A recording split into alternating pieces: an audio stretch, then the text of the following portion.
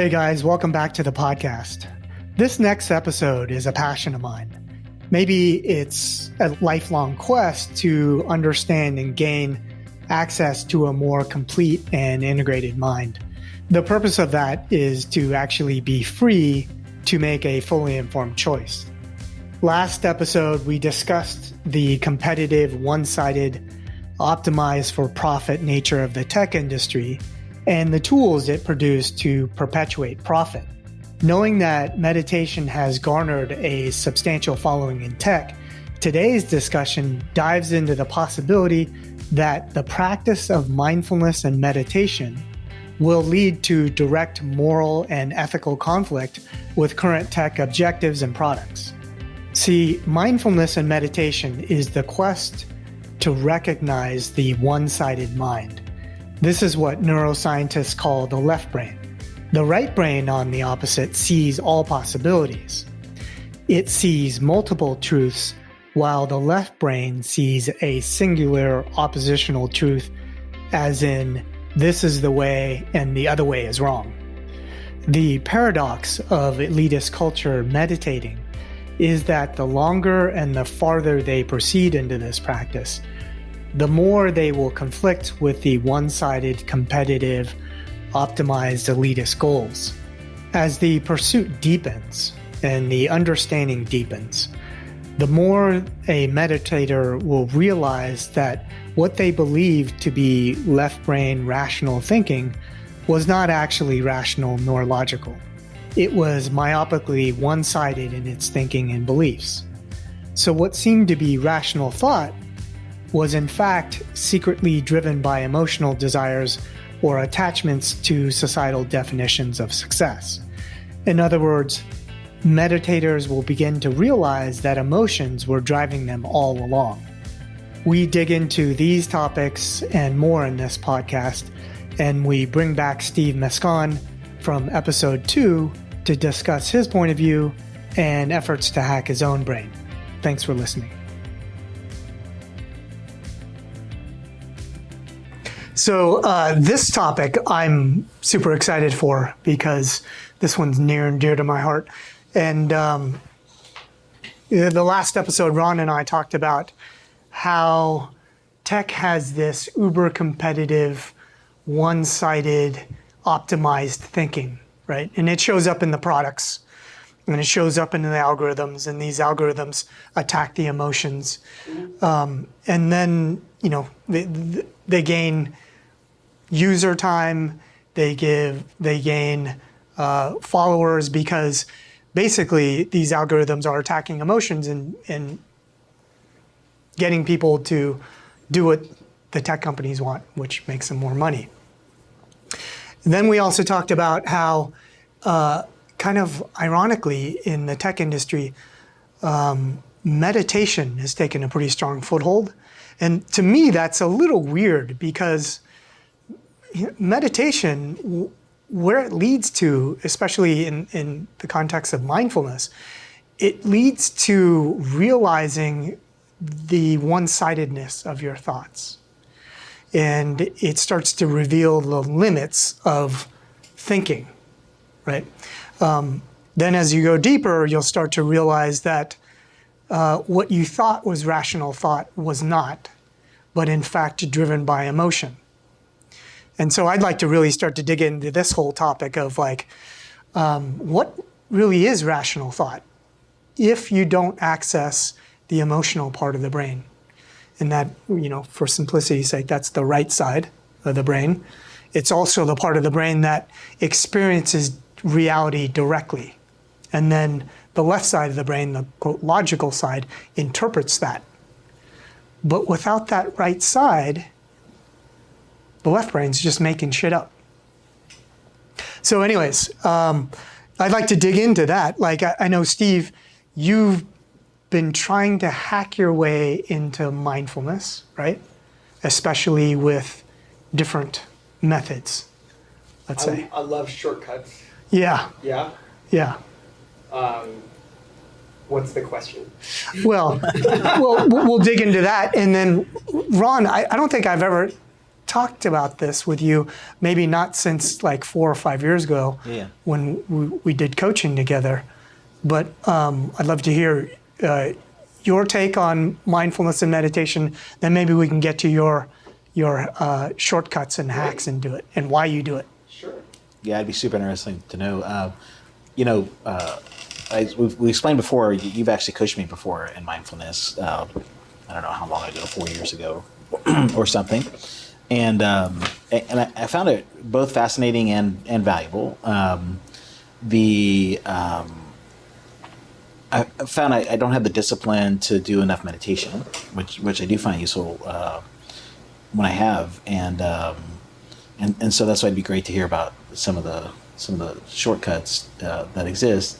And when I look across the whole Zen kind of space, which I know you've been a deep practitioner of, for me, what kind of made me a believer in a lot of the techniques, and is, I think, the Zen masters of old and even now, there's just thousands of years of history of sitting on cushions or whatever, trying to understand how the brain works.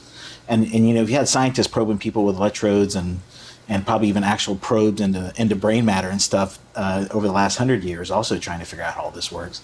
And I think the Zen masters, and possibly some other religions too, have really nailed some key things that when you have got real insights and have been able to practice them and experiment and see what happens.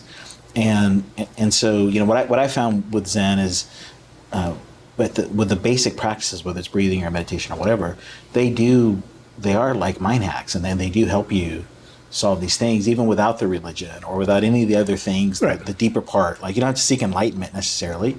You just have to seek ways to just control your mind a little bit and control those emotions that run away. And the other thing I found, and maybe I'm not typical with it, was once I understood more what was going on in my brain, I've also found, and maybe it's a plateau is another way to think of it, but I'm pretty good at controlling a lot of the stuff that I was really bad at controlling 5 years ago. Before, sometimes I couldn't sleep at night because I just spin on an issue. That almost never happens to me anymore. And so it was almost like once I saw how it worked, it helped, right? Like, though there are still areas where I definitely lose control of emotions But that's a common problem, especially, knowledge workers, especially overachievers. And there's so many issues that are difficult to resolve. I bet a lot of people would love to hear how you're able to not spin at night and just go to sleep. I think part of it is, one, just recognizing the state my brain's in often will let me shut it down. I just, and maybe it's on faith. It's kind of weird where you're just like, look, I know this is a waste of time. I'm not going to spend any time on it, and I can just kind of just shut it off. And then if I can, then I'll fall back to one of what I'd call a Zen hack, mind hack, which is like deep breathing. Slow the body down, slow the mind, right? And your brain's this big bag of chemicals that needs a lot of oxygen to perform, and it'll take over just to feed itself, I think, sometimes. And so I'll just slow my breathing down, and then I'll tell myself again, like, hey, you're actually in control, and you can usually let this go. It doesn't always work. I'd say, especially in a startup environment like this, it's high pressure and you deal with craziness all the time. There may be once a month that I still struggle more. Where before, like when Steve and I were at Riot Games, almost every night there was something that would bother the crap out of me. That keep me moving. And then there's also the occasional personal thing that maybe has higher consequence, and those are harder to shut down. So, if you're having an argument with your wife or whatever. So I still have a lot of work to do to really do what I want to do, and so now I'm just more stuck on where do I want to spend my time. Like, I've hit this plateau of it's way better than it was. Do I want to dive deeper, or do I want to spend more time on startups or family or whatever? And so it's back to more of a discipline problem to go further. And then that's why hacks, if we thought of it that way, it'd be interesting to talk through some of those because... Yeah, or it'd be great I bet for listeners to know, well, what is beyond, just being able to de-stress and go to sleep. What is beyond that? Well, what else could I get? Yeah, for sure. Yeah. And there's been others, I'm way better at not getting angry, though I still do sometimes, and some of that stuff too. But yeah, for sure, I think this is a massive, like I said, mostly 1,000-year history, and you've spent a big chunk of your life going there, and it's definitely some kind of big journey. That for me, it's mostly just this time trade-off. I think the key part of like just being able to observe that you're thinking and say, oh, I'm thinking, the state changes. It's kind of like quantum observation, right? So in quantum mechanics, just by observing something, you can change the state. Similar with your thinking, if you realize you're thinking and acknowledge your thinking, all of a sudden the thinking starts to dissipate. Yeah. Or like mindfulness is, oh, hey, thinking is not actually reality, but me feeling that pain in my leg is, or the hum of the air cleaner is, and then all of a sudden that awareness changes the state of your thinking. It tends to dissipate. Are those the things that you're looking for in your hacks? I mean, I think, look, I'm a person who likes to optimize whatever it is I'm doing, right? Whether it's something that's oriented around productivity or something that's oriented around creating my own emotional outcomes, right? And I think that the which half of the brain is the reasoning brain? Left. Okay, so the left half of the brain, right? I'm like a left half kind of person, right? And I think that to me that creates this sort of like spinning, right? Because it's like when you live in that state, you're just trying to rationalize your environment, rationalize your experience, rationalize your emotions, and there is no resolution to a lot of these sorts of things, right? Because there's no right answer. There's no right answer. And the left is looking for a right or wrong answer. Right. And I think that we live, biologically, I don't think that we are meant to spend as much time using that side of the brain as we're required to because of the society that we live in, because of the pressures that are on us, because of the expectations that are imposed on us, because of the standards that are imposed on us. And so I think that, what I'm trying to do is optimize for my own human experience, right? So like the biological animal, like what does that want? You mean in terms of health? I think in terms of the whole spectrum, right? Health and emotional well-being and fulfillment and and the quality of the moment-to-moment experience. And so to me, that's the sort of orientation that I have when I'm trying to figure out, the hacks to use, right? And so if I'm spending time with friends and I'm not fully present because I'm ruminating on something that, the left half, right half, the wrong half, the shitty half of the brain wants to, the right? reasoning. Right? We're not passing judgment. The reasoning brain. Both, don't judge me. sure. Yeah, probably. So if I'm spending too much time there, I'm not where I am. And I think that, you're just missing out on so much of what's right in front of you when you live there. So, I think that for me then, like I'm really ADD, right? Really, really ADHD. And so I struggle with a lot of the tools that people use. Like meditation is very hard for me. Even like paying attention to the breath is very hard for me because paying attention, right? It's hard for me. So, so I use tools, and I think it's a range of things. Some of them are wearables and devices, training mechanisms, supplements, techniques. So I don't know where you want to take it, but I view it as like a constant process of experimentation, right? Where I'm just like trying to figure out where I'm at, trying to figure out where it is I'm trying to get to, trying to figure out what the next experiment is to run to help me get there, right? We talked about how those hacks were, you were attempting to create a reference point. Mm-hmm. A reference point so that you knew what being present or being in the right brain felt like, so that if it were to pass by, you'd be like, oh, wait, there it is. Yeah. Or you could intentionally get there. Sure. Right. Yeah, I think reference points work for so many. I was actually thinking about this recently. Well, we were talking about it, and then I was thinking about it. But one interesting example is I don't take compliments well, right? And I think that's common for a lot of people. Because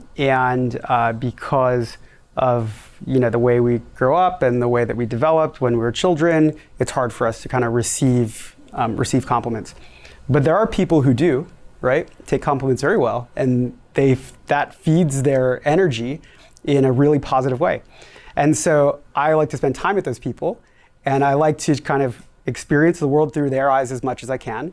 And then for me, when I'm in this moment where I'm effectively attempting to make a choice between, well, I can experience a compliment the way that I have in the past, which is to dismiss it or invalidate it, or I can choose to let it in and feel good. Like, why would I choose to not feel good when I can choose to feel good? Right.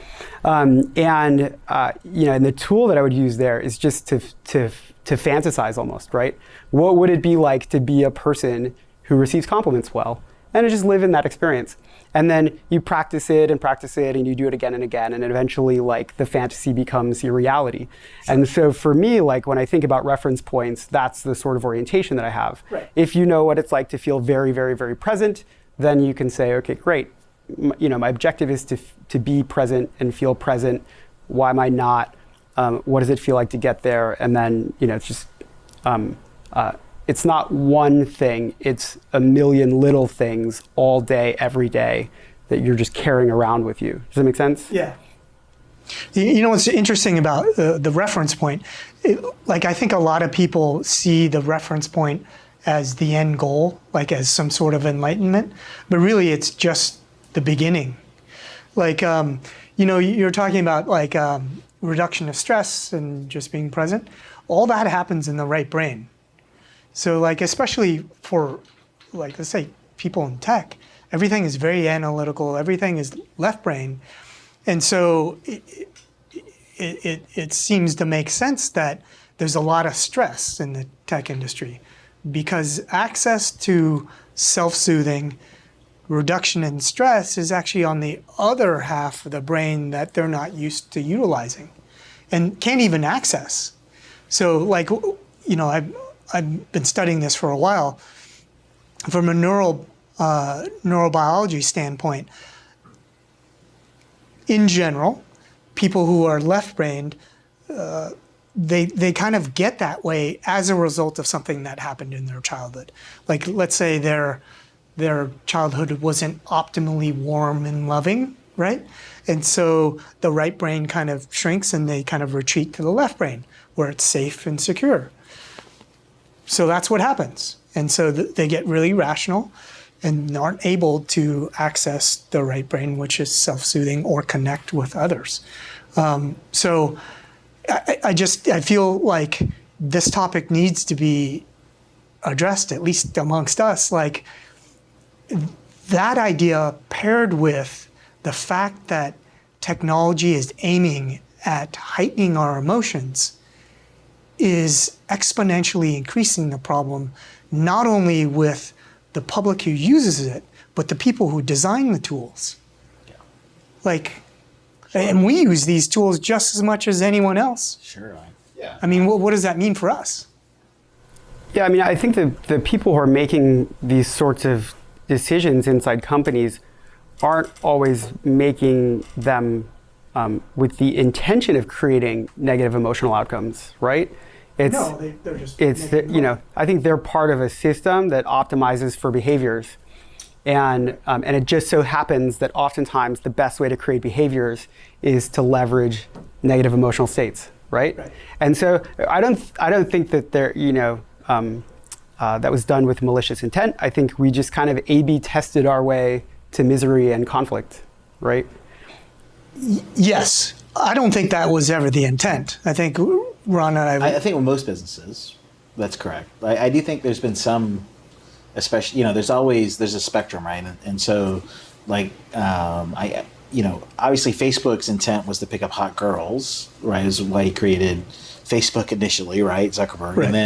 and then they A/B tested their way to something that got way stickier and other things. But along the way, they kept making conscious decisions. Whether it was first, I'm only going to allow Harvard students in, and then Right. only Ivy League students, and then and then eventually they're like, oh, we'll let the unwashed masses in, kind of too.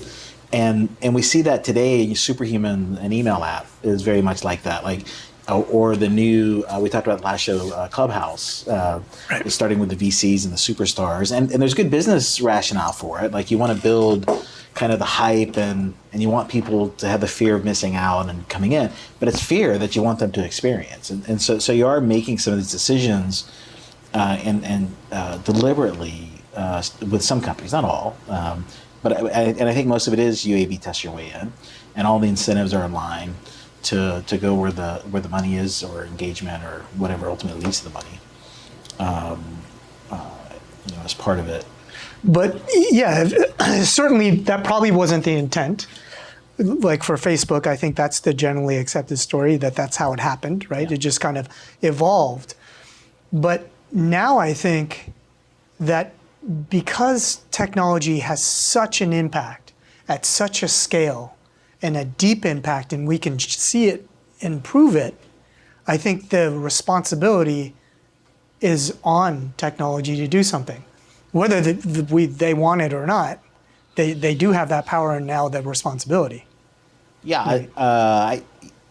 they're definitely a key actor, right, and have agency to affect it. A little bit back to your earlier point, like when we go through school, school's all about the rational. Very little. They're afraid of actually even touching on the emotional. They just want to shut all that down as fast as possible. Sometimes church will explore the emotional, and some religions will explore it way more, like a charismatic, maybe evangelical faith will go way deep in the emotion side too along the way. But in general, I think people, not only the pressures we're living in now, but I think we've all been raised in modern society to minimize that part of the brain, and then so the emotional side of the brain is starved of skills to actually deal with it. And then, whether you're my kids or a lot of other kids, at a relatively young age, you get turned on to these apps that have been A/B tested or whatever to totally nail that side of the brain. And it has created a very bad thing very recently. The smartphone really just empowered it because it fits in a kid's hand too. Right. And it's a great babysitter. And it's especially bad for young girls. Yeah, then there's a whole bunch of other consequences, right, that come along with it, too. And so and because tech is the actor and the agency feeding that thing, and there's no other entity to step in. Like, parents aren't trained in it either. Schools are built to minimize it. Maybe there's a religion argument still, whether it's Zen or whatever, that you could tap into to help. But I'm just not a fan of most of those. But so where do you go? And I think the government can kind of try to do some things, but I think the right thing to do is for Facebook to draw a line in the sand, or Twitter or whatever, and recognize what they're doing and figure out how to bring balance back to that. They have the resources in it. Otherwise, I think we're going to end up with a really weird society. Like, it's like feeding candy to kids all the time. What they're doing with that emotional side of the brain. I mean, but how's Facebook or Twitter going to start regulating themselves against their own interest? Yeah, they're totally not incented to, so it won't happen. Like, we're in this really weird state now where, and there are some weird forces that work against it, like, the Calm meditation app, and you mentioned meditations, they're booming. VCs funded that. But it's going to be interesting to see where that ends up. Like, I'm always curious what's Calm's kind of end state when everybody turns against it, because it's probably pulling some other A/B test lever that's really bad for the brain. Right, but there's a whole thing like on guided meditations. When you talk about plateaus, it automatically brings you to a plateau, an artificial plateau, just because it's guided. So you never have to fully rely on yourself. Yeah. And you just kind of follow along another algorithm, and it may make you feel a little bit better, but you actually aren't gaining any sort of facility or skill over your own mind because you're just following another app. Sure. And it's just causing you to feel a little better, and so you're great. Yeah. But that doesn't mean you have any more control or understanding of how your mind works. 100%. Yeah, no, I agree with that. An interesting analogy, or I guess a less controversial example of that, right, is I'm trying to learn to play piano. And there are piano playing apps that you can kind of follow along with, right? And there's a remarkable difference in when I learn a song that the app teaches me versus when I learn a song from a piece of paper. I know the song from the piece of paper so much better. When I learn it from the app, I need the app to play it. When I learn it from the paper, it's just right here. It's so weird. These apps are like, the machine's shaking over, right? Yeah, no, right. Yeah, it is. It is literally a ghost in the machine that you're installing in your head, right? Yeah. And there's a lot of them up there now. Like there's a whole haunted house of things we've let infiltrate our brains. I do think as you get older in life and more wise, you can manage this better. Like it doesn't. Like I'm not as worried about my screen time as my kids, and though at the same time, as much as I rail against Twitter, even publicly sometimes on Twitter.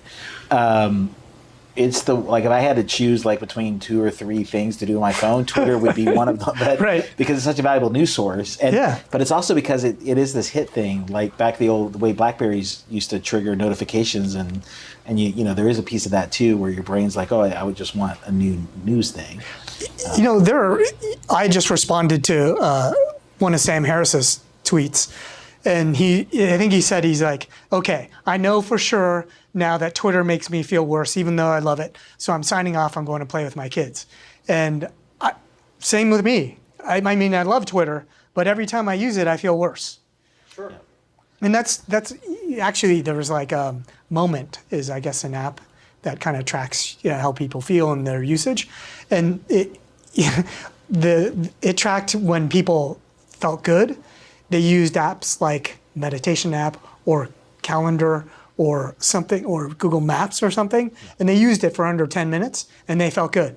Yep. The ones they use more than a half an hour, like social media or Twitter or whatever, they always feel worse. Yeah.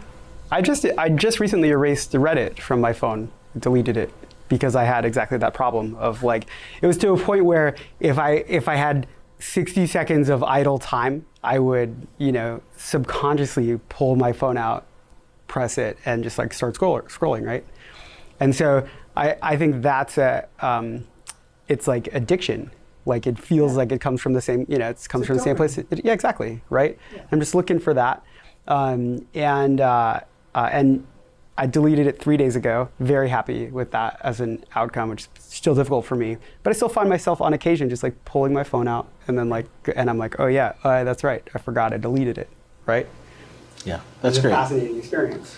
That's super interesting because I actually just started using Reddit. Okay. But I'm sure it's leading the same path like Twitter. It's a different content vehicle for me because I'm at the end of Twitter. There's, in part because it's algo now. Twitter, and so I just have a feed that's kind of boring. The algo thinks it has the perfect feed for me, but maybe because of the addiction cycle or whatever, it's it doesn't do much for me anymore. I don't feel good or bad. I feel like I'm mostly wasting my time, except when I get an interesting news article that I really want. And I've thought about declaring Twitter bankruptcy and redoing it. I've created some other accounts to work through that, but then I'm like, fuck, that's a lot of time to retrain this damn algorithm for what I think I want now. Right. And then so Reddit seems fresh and new, but I think I'm going to end up in the same boat.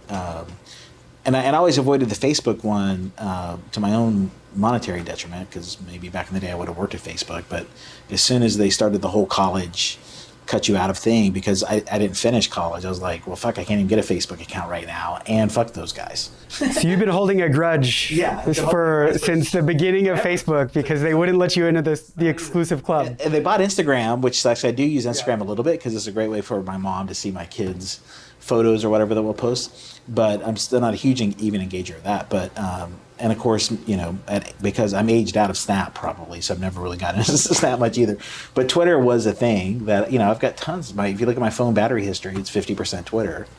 Ouch. And and I do get some career value out of it sometime, and some other things, but yeah, I think like these things need a close examination in your life, and these companies need to be required to examine a little better. So when we get into meditation, like the Twitter algorithm it's probably boring to you because it's optimized for this one point of view, or this lane and not this lane. And so like left brain is typically characterized as digital thinking.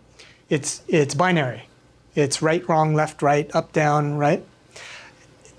The right brain is characterized as analog, where it can hold multiple truths, multiple points of view, and it's not looking for a right or wrong. Which now, if you think of what rational thought is, well, if you have an algorithm that tells you like it supports your belief, that's not rational. That's actually prejudiced, right? And then you continue to live in the left brain. You have this belief system, and that's not rational. That's totally irrational. Sure. And so these algorithms create and foster left brain thinking, and everyone thinks they're rational. And so what we end up with Thinks the algorithm was rational, or they think they're rational, and the algorithms Is rational. yeah, Okay. and the algorithms support that, right, and give you all the data and the beliefs, and so we have very one-sided thinking. And so what happens is there's another group who has an opposite point of view with the opposite algorithm, and now we have divisiveness, right? Yeah. And everyone thinks they're rational. Meanwhile, they're not. I think that the premise of the algorithm was sound, right? Which is I want to show people the things they want, and I know they want it when they engage with it, right? I think that was like a reasonable starting point, and then that kind of took folks down a path where you say, okay, well, we've created all this engagement from this perspective. Now we understand, because we didn't then, that there are meaningful human emotional consequences to that system, but we've built this business on top of the behavior, right? Because really what we're doing is we're selling behavior. And so then if you're these companies, that's the position that you're in, right? It's like, are we going to expect them to fall on their own sword? Like, I think it would be hard to imagine them saying, sorry guys, you're wrong, we're actually going to change things in that way. And I think, but I do think, like, this is a big problem along a lot of dimensions, because this same kind of filter bubble that you end up creating in this, what you think is rational, but it's actually like you land in the land of irrationality with just this very narrow view of whatever, isn't just in your personal life. It has invaded companies too. And I've worked with, now several large companies, and what I find every year more and more is companies get stratified, like not over political issues, but like just over like how to run business beliefs, that you're like, that is not actually rational, or they don't want to debate it, or like companies really start to shut down onto this narrow thing. And we see it, like companies live, like we'd have to Google it or whatever, but I think like 100 years ago, the average Fortune 500 company lived 20, 50 years or something. Right. Now they live like 7. And it's because they just go to an evolutionary dead end. Like they're so blind that once this one idea runs out, there's no more rationality left to really find other paths, right? And maybe also no more emotion to want to explore or do whatever. Like so this thing has, like, it doesn't just screw up your personal life, it affects the entire economy, right? And beyond all the political, I think we're also in this crazy political environment right now too. That's actually dangerous for the world. Like, I mean, North Korea just blew up, whatever, right? Their liaison with South Korea, and China's building more aircraft carriers, and like we're running into this really crazy thing right now, with no real clear path to get out of it. I mean, maybe without maybe going to some catastrophic event. The pandemic's a great example also of something that just the filter bubbles have amplified into irrational behavior with masks or with whatever.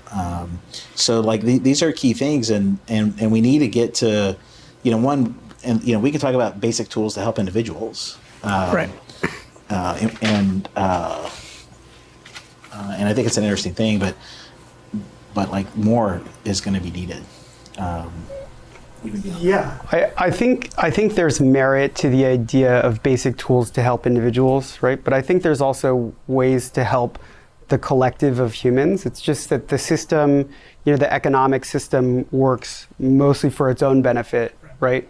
More so than for the benefit of its participants. And I think that even people who have been very successful in the system are often, displeased with it. But I think an achiever wants to achieve regardless of the system they're dropped in, and we have a system that's optimized for like, hey, the way to win is to build a company and make a bunch of money, and so that's what achievers end up doing. Or I think that there's this like narrative of what it means to be successful that you are kind of indoctrinated into, and then like you're born into it, and then you just do your best to live up to that idea before actually you realize like that's not even you. That was this idea that was imposed on you. And that's the paradox of meditation too, because people are living, presumably, a lot of people are living in the definition of success is money, status, and power, and yet they're paradoxically looking for enjoyment, satisfaction, family, love, but they're just not aware that all their behaviors are geared towards money, status, and power. Yeah, well, a lot of the system is founded on the premise of scarcity, right? Even if you look at like the advent of agriculture 10,000 years ago, it's the idea of like, there's food scarcity, and so, we'll control the way that we produce food, and then we won't have food scarcity anymore, right? And then like the rest of the system that we lived in is built on top of that premise. And so anytime you have like this idea that that safety is scarce and some people will get it and some people won't, you're born into an environment that's naturally competitive. See, I think this is the crux of the conversation. We are in a milieu of conflict. Yeah. We have conflicting values and beliefs operating in us. And, there's this whole gratitude and abundance, the opposite of scarcity, also mixed with this uber competitive, I got to drive and be successful and make a lot of money, and yet they're meditating. I think, the challenge, I think, and this is an interesting thing, is I think it's all about what are you meditating in service of, right? Are you meditating in service of your obligation to the system, or are you meditating in service of your obligation to yourself? And so I think that that's the distinction, right? If people are going on that journey to disconnect from the ideas that are imposed on them, which is, I think, the ideal journey for meditation, then I think that's going to be what the outcome is. But What would be the outcome? The realization that they don't need to think this way or act this way or be subservient to these ideas that they've been indoctrinated into. The alternative then is I'm going to meditate so that I can have a clear mind, so that I can focus on solving the problems that the system demands of me. And I think a lot of people go into this journey of meditation with that mentality. It's like I'm meditating to help me succeed in my career, help my business succeed, more so than for me to optimize my own human experience. Right. Well, so my intention with my coaching is both. Ultimately, I want to get people to a real, true, informed choice. Yeah. But the informed choice is through that breakthrough that, hey, your mind and everything it does is all made up. It's kind of like Yuval Harari in his book *Sapiens*. The whole thing is made up. Yeah. Everything we've done is made up, and it hardly reflects reality. Right? And that's what the left brain does. And in the Zen tradition, the first 200 of 1,700 koans, or these Zen puzzles, the first 200 are made to break through your mind and just reveal that it's just making shit up. Sure. And so, this gets to the point of like, hey, what's beyond, just me relaxing? Well, the first breakthrough is like this. My first koan was, from where you sit, how do you stop the sound of the temple bell? And typically in the Zen tradition, that takes people 6 months to 2 years to answer, right? And you answer correctly. And so you'll wrestle with this thing until your mind gives up and you break through the left mind thinking and you get to the correct answer. And then once you get to the correct answer, you're now able to see reality. Let's call it red pill, seeding the next topic. You'll start to see the red pill for reality for what it is, and everything's made up. And that there is no right or wrong. There are multiple rights and wrongs. Sure. Or whichever one you want to create, actually. Yeah, or whichever one you want to choose. And part of life is convincing society, like winning in life, I think for some people is convincing society, like my reality is the right one. Right? Which is silly. Or maybe even some people's definition of freedom too, like, too. It's an interesting... But that's the root of conflict, is to be in your left brain thinking that there is actually a right or wrong. So if I believed I'm right, well, then that makes you wrong. That makes us enemies and sets us up in conflict. But if you break through that left brain thinking and realize what the right brain has to offer you, then you realize, oh, we just have different beliefs. That doesn't make you wrong or me right. We just have different beliefs. Now we're not in conflict, right? So now let's figure out, well, how do we work together? Yeah, and oftentimes it just means we were born into a different system or different environment, right? Like, it's one of the things I love about travel is you go to these places that are so different and you say, actually, we're the same, fundamentally we're the same, but your experience with life is so dramatically different than mine, right? You wanted to talk about red pill, blue pill, didn't you? I did, but maybe next episode. I think it's probably worthwhile to. We've been talking about meditation. Yeah. I don't, and sure, Calm has probably walked some listeners through how to do it, but most people probably don't go hire a Zen coach unless they do the Steve Jobs thing and end up somewhere on a mountaintop somewhere and start thinking about it. I think it's worth talking about just the mechanics a little bit, what is meditation, and how do you do it, right? Just I think that might be helpful to some people to just versus what they may expect it is. Right. So I think the confusing part is there's these esoteric terms like be present, be connected with what is or what's happening now. They're esoteric in the sense that you don't know what that actually feels like from the left brain. So that means you have to get into the right brain. So probably the easiest way is to experience it. It's kind of like tasting an orange. The way the mind works is the first time someone tastes an orange, it's amazing, right? It's like juicy and citrusy and tangy and it's awesome. But what happens at the second time someone tastes an orange? Not a rhetorical question. What happens? I think it depends on the person, but because you know what it is, right? You're the experience of novelty. You're not having the experience of novelty, right? Sure. So you're not discovering something, right. And so you're less attentive to the experience that you're having because you don't have the novelty hook, right. Which means the emotional payoff is less.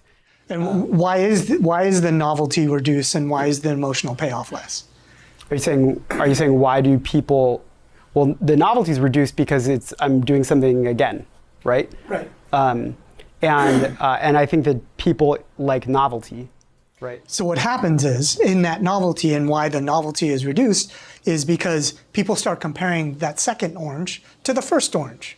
Sure. It's not as good, or this one's better, or blah blah blah. And you do that 1,000 times, and now you're not tasting the orange.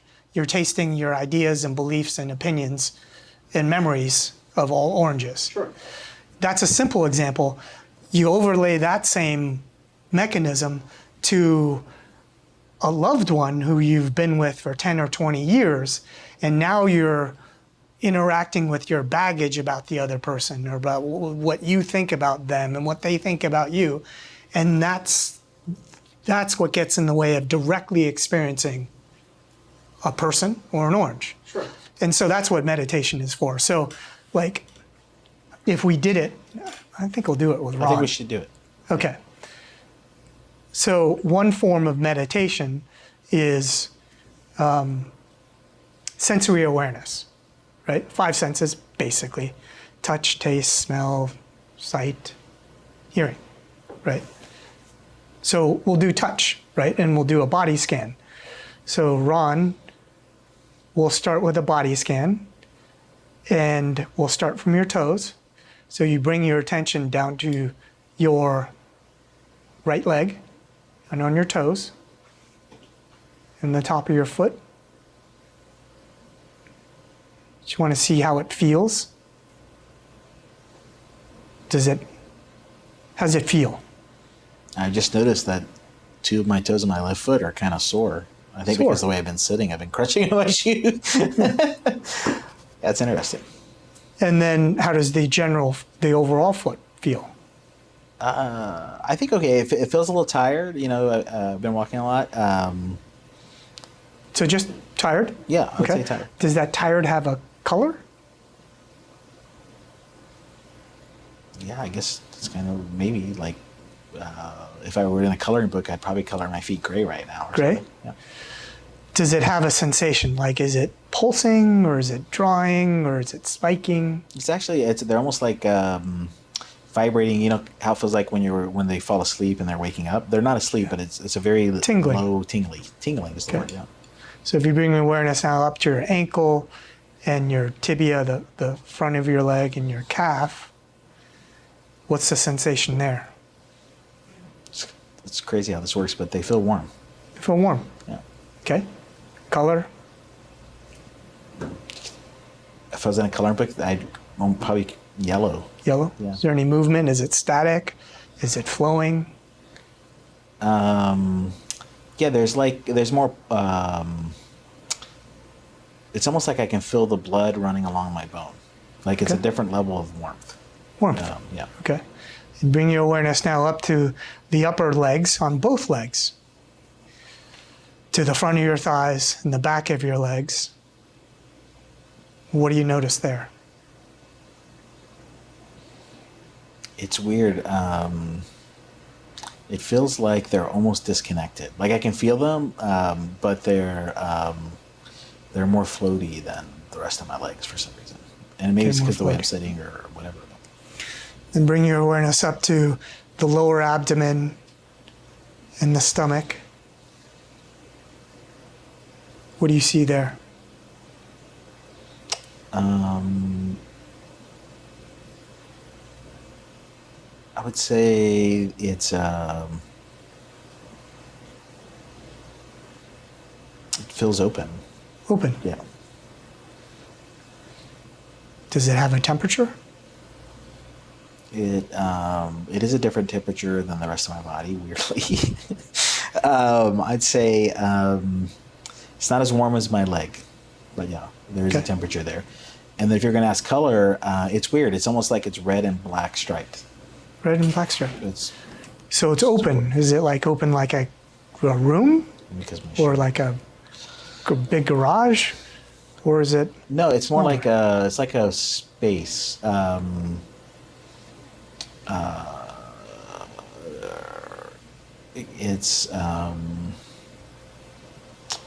It's like it has a front but not a back. I don't know. It's kind of weird.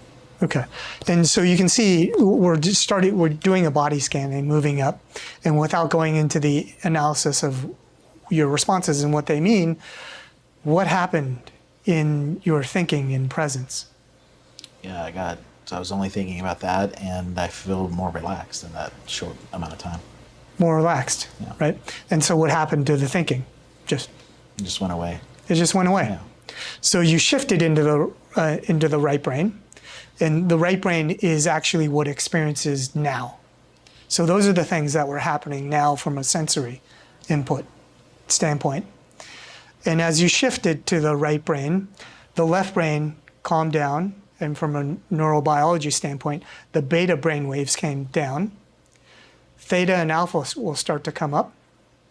And if we did this longer, you would start to have insights deep from the subconscious. If you did this on a regular practice, you'd start to get problems solved. And you're like, oh, crap, where'd that come from? Just something pops. And what you start to experience is integration. And integration between the two hemispheres is a grounding effect. It's not that ramped up feeling. A lot of, let's say, A players, type A people, associate that kind of like hyped up excitement as normal, but that's not. But then what happens is their sympathetic nervous system is always jacked, and that's why they drink coffee, because they get more of that, and then they're stressed, and then they can't fall asleep, and all those sorts of things. This is more of like a normal state. And as you start to shift between left and right legs and doing them together, you are creating coherence or integration between the two hemispheres of the brain. And now you're working optimally. So we get into what is reality. Well, that is reality. And we start putting words on it, like, oh, it's weird. It's like as if my foot was asleep, right? Now we start to shift from description into meaning, right? And that's the split between reality and story. Yeah, there's so many matrix parallels to this conversation. Red pill, blue pill. They really nailed that movie, I think, in a lot of ways. Because for that brief amount of time, I'm starting to come out of it now because I was thinking more rationally and about what the next question I want to ask you. But when you're in it, you are, your body's not the same body anymore. Like there's something totally different going on. It's almost like I can tell there's different living components inside me making up Ron, right? Like absolutely. And they're independent actors that you're forcing to do something. Which goes back to probably evolutionary biology. Like we're just like a sack of bacteria and other cells trying to make it through the world, right? In an optimal bag of fluids, and you can really start to feel that almost when you really dive into that. And that's where like gratitude, compassion, and understanding come from. You start to unearth these different parts of yourself, which are, let's say, non-dominant, right? That aren't around very much, but you start accessing, and you're like, oh, fuck, I have an evil part of me, or I have a compassionate part. And then as you start to realize that you have all these parts, then you're like, oh, that's the part in him. He has that same part. And now you start to realize you guys are much more alike than different. And just because he chooses to emphasize one part of himself more than the other, he's just emphasizing a different part. You still are together in this, just different emphasis, which creates the possibility of shared beliefs or differing opinions to get to a better solution, et cetera, et cetera. And we're not at a divide anymore. Does that make sense? I think so. Yeah, absolutely. What are some of the, because we've talked about calm and guided meditation, and you mentioned a few of the, I don't know if you call them risk or just ways that can kind of, not be optimal. What do you think are a lot of the common mistakes people who start running off and meditate make? Like how do you do it? And now I'm back to rational. Like, what's the right or wrong way to meditate? Yeah. But what's the where are some of the sand traps out there, or is there even danger points to this thing? Like, could I wake up having a bad trip and end up like in a bad place from it or whatever? Like, I think let's take like type A people. Type A people will think there's a right or wrong way, right? And they will attack it with fervor, right?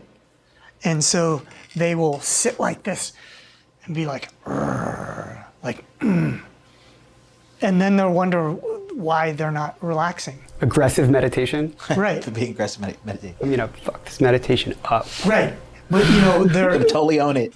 That's right. I'm gonna be the best meditator in the world. Yes. And so what they come in they come in with the same mindset they have all day long, which is, I'm gonna fucking attack this, I'm gonna optimize it, and I'm gonna make this work. This very active brain looking for the opposite. Sure. Like they're looking for, why isn't my mind calming down? I gotta make it calm down, and they resist that. And so for those people, I would say, well, okay, there is no right and wrong. If you think there is a right or wrong, you're just gonna be fighting yourself trying to get to the other side, right? So what they don't realize is there's no right or wrong, and you can sit like this and don't have to get anxious or like driven about it, and you can be very relaxed and go like, oh, like I was thinking, oh, that's fine. Oh, I was thinking again. Ah, shit, thinking again. And so really that's the practice. It's not getting to this equanimity or like I'm very present. It's the building of the muscle. Be like, oh, come back, oh, come back, oh, Come back to. come back to. So you could either be focusing on a body scan and be like, oh shit, I was thinking. Well, no, where was I? I was in my quads, and go back to it. And so every time you're building the muscle of directing your attention, right? It's a muscle of coming back, right? Because that thing has gotten really good at hijacking our attention. Sure. And so we lose that muscle of, no, this is the thing I want to do, like come back here. Right. And so you come back to the body scan, or the really hard place to start is focusing on the breath. And I think that's where a lot of people start. That's tough because they're looking for a clear mind and focusing on the breath. That thing is hard for meditators who've been doing it for 5-10 years to do. Sure. I mean, I I think need to introduce you to the magic of YouTube. There's this, you may even send me the link, but there's this super old Zen monk. Yeah. Looks like he could be 100, showing how to breathe, and like it's an amazing thing to watch. And it was super helpful. But yeah. Yeah, I wouldn't start with like looking for clearing the mind. I would give the mind something to do in being present, right? So you can either do the 5 senses in what you hear, smell, touch, or you can look inward into the body. Like imagine you stick a flashlight in the top of your head and it would illuminate the body and you're like, oh, what's in there? And that's being present too. Sure. Like, oh, what's happening? What color? Is things moving? I think there's also an interesting point to make with this journey, and this is something that I experienced, right? Is like once you start going down that path of trying to be in your body more, right? You realize that you have debt to pay for the way that you've treated your body, or the cost of being absent in your own body, right? What are the things that you've eaten? What are the the injuries that you've neglected, the signals that you've ignored while you've been inattentive to to what's going on inside of yourself? And I think for me, for the last like couple of years, as I've really started to attempt to build the muscle of being in my body more, right? I've noticed that that's like the biggest challenge that I'm facing is just like paying off the accumulated debt that of the damage that I've done to my body. Yeah, absolutely. Yeah. And I think to some extent the emotional debt, but I don't think that like if you're in the present experience, you're not living in your emotional debt per se. But I think the emotional debt has physical consequences. Sure, absolutely. Emotions live in the body. Exactly. Right. Like, and that's another thing. Like, there are easy ways to calm yourself, right? Like you can stretch or roll out on a foam roller, and you'll feel a lot better. Go for a walk, and you'll like a 15-minute walk, not thinking and just feeling the air, smelling, feeling the concrete under your shoes. Yeah. You'll feel a lot better. Yeah. That just reminded me, like physical debt. There's a way of working out, and I think we get so many things from movies and culture. Like the typical understanding of working out is that you should struggle. Sure. And be like, and people work out that way, right? Yeah. But it's actually way harder to do that. If you just let go and be like, and you don't think like, oh, I have to be in pain, and you just watch yourself, and you watch yourself struggle, and you're like, oh shit, this is actually easier. Yeah. Instead of like having this belief or left brain mindset of like, oh, it's supposed to be painful, so I'm going to struggle my way through it. That's not reality. If you just get present, you're like, oh, wait, yes, it's uncomfortable. Sure, because the alternative is you're carrying a bunch of tension that you don't need to carry into the experience that's making it more difficult, right? One thing I think that it's helped me is like the ability to empathize. I think in general is a skill that on this journey, it's like I've really had to surround myself with beings, and I'll explain that in a second, that I can empathize with to create the reference point, right? So I think two examples that are interesting are children and dogs, right? Like, have you ever tried to imagine what it's like to be a dog? No. You know, if you live in the experience of being a dog, it's very different from the experience of being a person, right? And they're absolutely in the experience that they're having for the most part. And so I think those are examples of like, it was tougher for me to imagine being in my own experience, but it's easier for me to imagine, to fantasize about what it might be like for a child to be playing and having a great time, right? Or to be, you know, captivated by something, or for a dog to be so excited that it pees itself. Like, I want to be so excited by something I pee myself. Like, when do I get that? Not actually, but you know, like.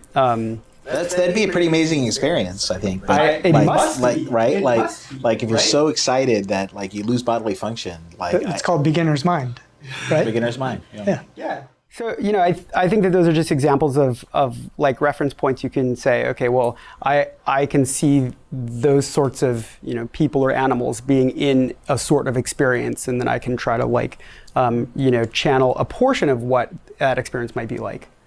Anyway. Yeah. I wanted to get back to calm for a minute, or really, you know, guided meditation, because it's super popular, and like you mentioned, you know, tech is really into some of the stuff, and they're not the only one out there. But do you think there's a place for those things? Are they just like a gateway to do more, or is it a tool? And then this is probably a good segue also into other ways Steve is kind of hacking his life. Are there you know, is there use to these apps? I think they're a great starting point. I think they get people to meditate, and it's an easy way in, and they start developing the practice. But I'd say if they did it every day for 3-6 months at the most, they're going to hit plateau, right?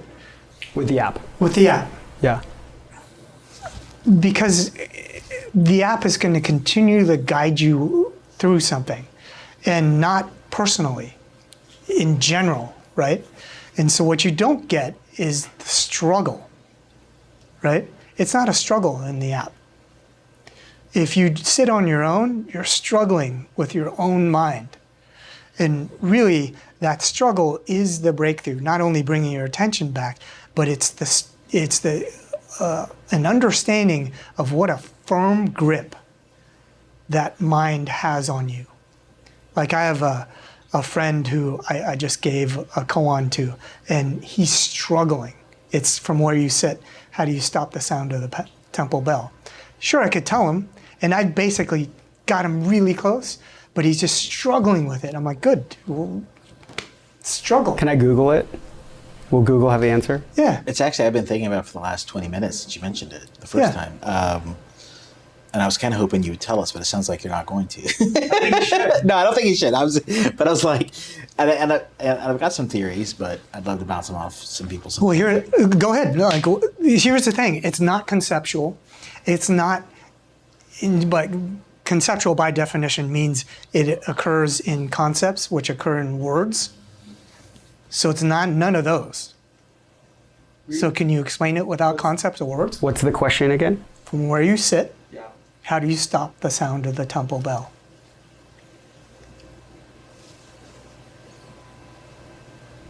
Do you have any ideas? You know, because, you know, we have a HEPA filter over there because of COVID, and it's got a hum to it. And I was like, fucking, let me see if I can shut that thing off, right, in my head, right? And so I've been toying with it a little bit. So it's been a little distracting because of it. I got a little thread running in my brain on it. I don't know. I have a theory, but I haven't been able to apply it to actually make it work. But I do notice, like when I was doing the body scan, I'm almost certain I didn't hear it. Like exactly, right. Yeah. So you can definitely stop it, like right, and it's the same way, I guess, when your wife's asking you a question, you're not paying attention. You don't hear it or whatever, or your kids, or like you can drown out the kids, or once you have a kid, you don't hear the crying kid on the plane the same way everybody else does that hasn't had kids yet, right? Where it would drive me crazy back in the day. So there is something. It's real. It's a great puzzle. It has a real answer. And I think it's stop listening to it, right? But I don't, in the sense of like shift. You shift focus. You step into a different reality, and there's no bell. But so here's the thing. Here's a hint. The answer is not an answer like you telling me the answer. It's a demonstration. So a demonstration would be, okay, so show me that you've stopped the sound. And it's weird because I just noticed, I was listening to you intently on that because I've been really curious about the answer. I didn't hear the fan for like 2 seconds. Exactly. And then as soon as you finished, I heard the fan. You're circling around the answer. Yeah. Right? But that's what the left brain can only do. It can circle around the answer. And so the answer is actually in the right brain. Okay. I'll think about it. So what is it? I mean, you got it conceptually. Yeah. But the Are you answer is asking not for a demonstration or an explanation? No, it's a demonstration. The explanation is just more thinking. Sure. Yeah. I don't know what the demonstration looks like. Yeah. Maybe I'll figure it out. 6 months? It typically takes students 6 months to 2 years of struggling with it. Yeah, Or it's 30 great. seconds of Google. I now want all 1,400 of these puzzles, and I think it'd be the next great app. Like it's you've done Calm for 6 months. Now let's run you through the 1,400 Zen puzzles. Right. So that's the whole thing about like technology. It's driven for, making people feel bad or good, not struggling. I think that, look, coming from a video game company where I spent 11 years, I think that's not 100% true, right? Sure. Because in video games, the struggle is part of the experience, and developing mastery is part of the experience. Yeah. So I think that like technology has been used to create struggle, and it can be used to create struggles that have positive emotional outcomes also. Sure. It's really just a question of design. If the design intention is purely to facilitate the journey, and the journey is about the destination, then you don't create an experience that facilitates struggle, right? And so I don't think it's that it can't. I think it's that it doesn't. Sure. And I think that as we evolve as a society in our understanding of our relationship with technology can be used to train people instead of as a crutch, right? Yeah. I would bet that you could create a meditation app that would force the struggle. I don't know if it would be as successful. Right. Right now. Right. Maybe it's before its time, right? But I think it's possible. My ex-wife and I were talking about yesterday, like we agreed.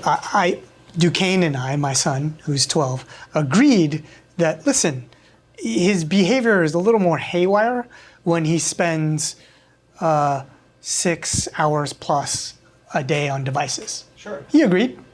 So we agreed to limits, but my ex-wife called me yesterday and she's struggling because he's just always, any second he can sneak it in, he will. Yeah. So I said, hey, listen, we've already let the cat out of the bag. It's not like we can take these things away from him. Plus, it's a social activity. I don't want to take it away from him.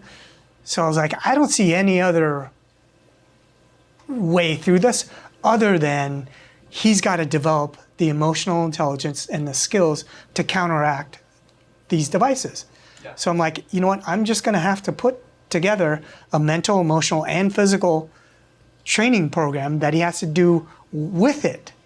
Sure. So for, I don't know what the ratio is, but for every hour he does this, he's got to do something else. Yeah, and for what it's worth, I think that if we collectively were able to do two things. One is get people, and I think people as individuals, people as a collective, to a state where we're less anxious and less afraid, and more able to learn these sorts of self-management skills and the ability to manage our context, our environment, right? The types of techniques that companies are tending to use to manipulate our emotions would be less effective, right? Yes. And so I do think that there's, circling back to, I think a part of the solution has to be to have new solutions into the ecosystem designed and intended to empower individuals to have agency over the experience they're having interacting with technology. But how do we make that appealing? Hard work is not appealing. Hard work is not appealing. Although, exercise somehow the industry has made appealing. The Peloton does nailed it. I think like achievement is appealing, and I think that if you can create association where you have positive emotional outcomes, right, then you can take people on the journey. I don't know what the portfolio of solutions looks like exactly, right? But it's something I'm thinking a lot about. But I do think it's an important part of the answer to how we solve like the collective problem. It's interesting, and we're stuff just a little off. We're related topic, but while we're noodling this, is there a Peloton of meditation that can be built? What would it look like? And I don't want to spend 5 hours brainstorming how to create the Peloton meditation, but I'm just curious. Like, my first thought was, it's a mat with a TV screen, like pointing in your face that you sit on, right, or a cushion, as just like a straw man kind of thing. But I'm wondering, like, is there a social or long distance kind of thing that takes Calm like to the next level, where you actually one Zen master or whoever teaches 10,000 people at the same time? Yeah, I would make it much more applied to daily activities. So, like, how do you wake up? How do you take a break? How do you focus and do your work, right? How do you what's your fun time? How do you work out? Working out is now geared towards physical achievement, but how do you work out your mind while you're working out your body? That's how I would make the app. I would, sitting on a cushion and staring at the wall is, I don't think that's going to work in an app. I did that. That's the long road. I would suggest not doing that. But yeah, I think there's... What's your perspective on, as we develop the technology to better understand what's going on in the brain, and as the cost of that technology decreases, it becomes more accessible, those sorts of things could be used to create an objective measurement of the effectiveness of the things that you're doing. Yeah. Right? Do you think that's part of the solution? Absolutely.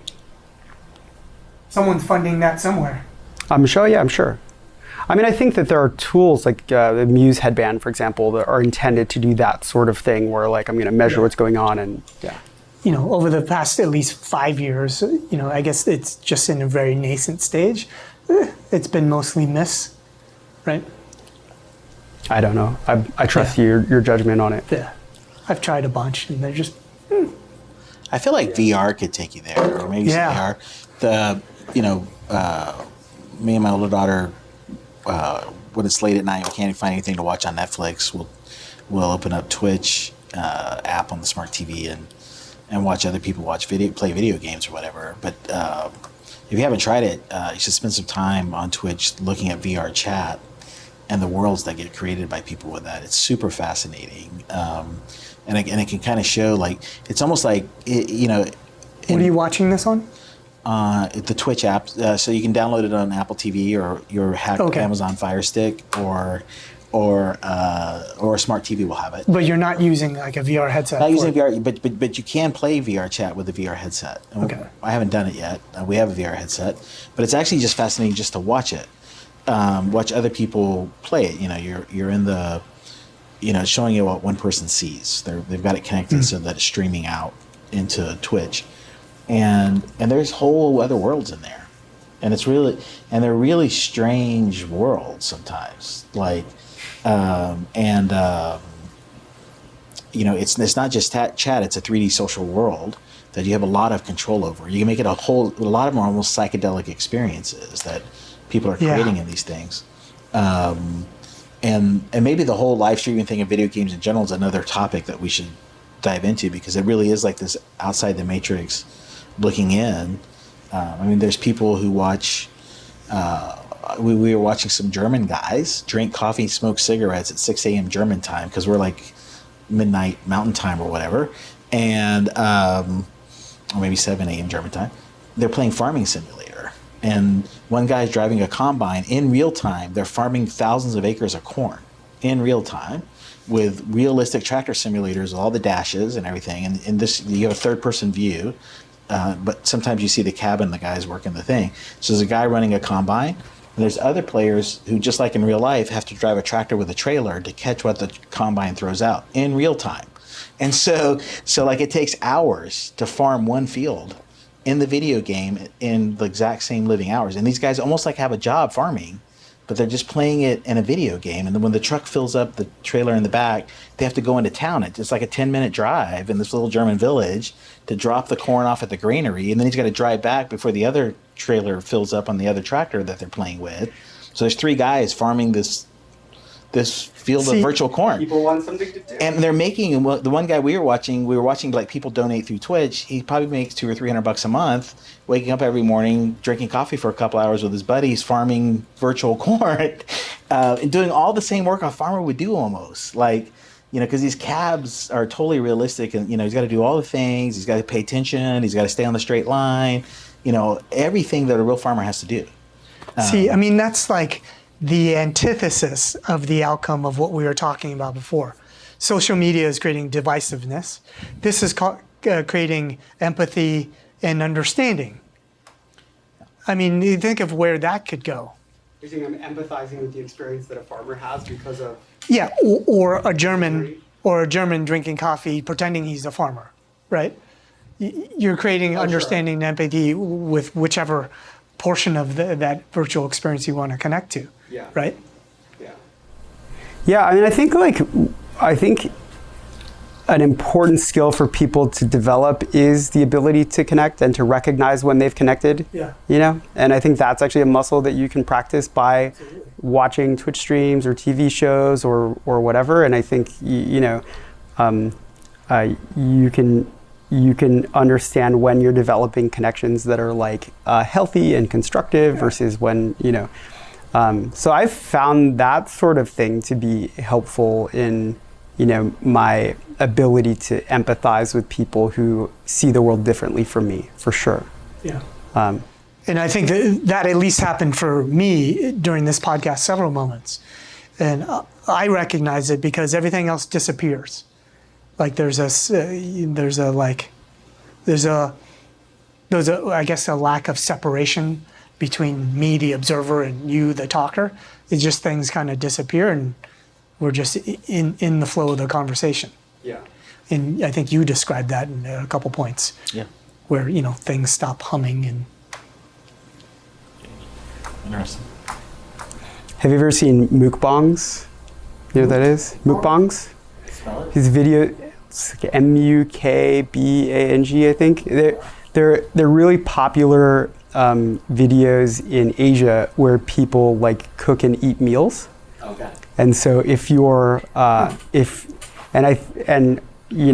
if anyone who watches or listens to this, if I get this wrong, I apologize. But I think the original premise was kind of like if you're eating alone, it's like someone to eat with, and you put it on the TV and you would have a meal with effectively like with the streamer or the person who recorded the video.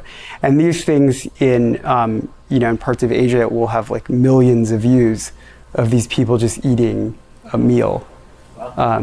I mean, that are bringing good energy into the experience, right? And like enjoying the experience that they're having and having a conversation with you. that's evidence of the desire for just a shared connection, a shared experience. 100%. Maybe that's a good place to end it. Yeah, I think it's good. I think that's a direction that is maybe a solution to, where at least social media is creating divisiveness, and there are alternatives to create connection.